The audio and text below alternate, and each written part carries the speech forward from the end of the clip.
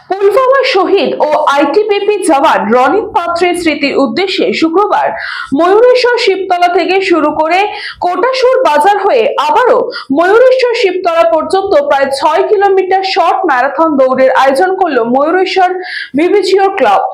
গত 2019 সালে 14 ফেব্রুয়ারি কাশ্মীরের পুলওয়ামাতে জঙ্গি বিস্ফোরণে শহীদ হয়েছিলেন 40 জন সিআরপিএফ জওয়ান।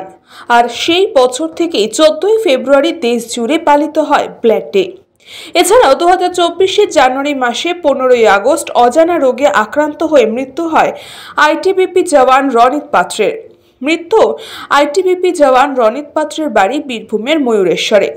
তবে আজ অর্থাৎ 14 ফেব্রুয়ারি শুক্রবার ম্যারাথন দৌড়ে আয়োজন শুরু হয় ময়ূরেশ্বর থেকে। আর দৌড়ে অংশগ্রহণ নিয়েছিলেন ময়ূরেশ্বর 2 নম্বর ব্লক এলাকার 11 বছর বয়সী স্কুল পড়ুয়া থেকে শুরু করে 58 বছর বয়সী স্কুল শিক্ষকরাও। এছাড়াও এই অনুষ্ঠানে অংশ নিয়েছিলেন 3 আইটিবিপি জওয়ান। এদিন দৌড় প্রতিযোগিতার শেষে প্রতিযোগিতা অংশগ্রহণকারীদের মেডেল দিয়ে সম্মানিত করা হলো ময়ূরেশ্বর ভিভিচিওর ক্লাব পক্ষ থেকে। তবে অনুষ্ঠানের শেষ পর্যায়ে শহীদ সেনাদের প্রতি শ্রদ্ধা জানাতে স্লোগান দিয়ে জাতীয় সঙ্গীত গেয়ে সকালে এই অনুষ্ঠান সমাপ্তি ঘটে।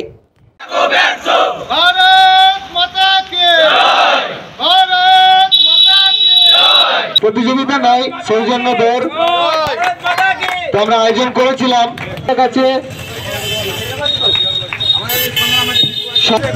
হ্যাঁ, জোরে হাততালি, এরা কমপ্লিট করেছে রান, এটা একটা বড় ব্যাপার।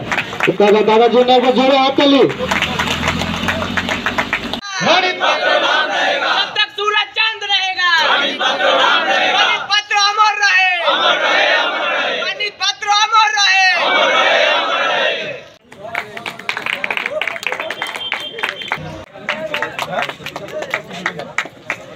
বীরভূম থেকে মৃন্ময় লাহিড়ির রিপোর্ট, নিউজ বঙ্গ টাইম।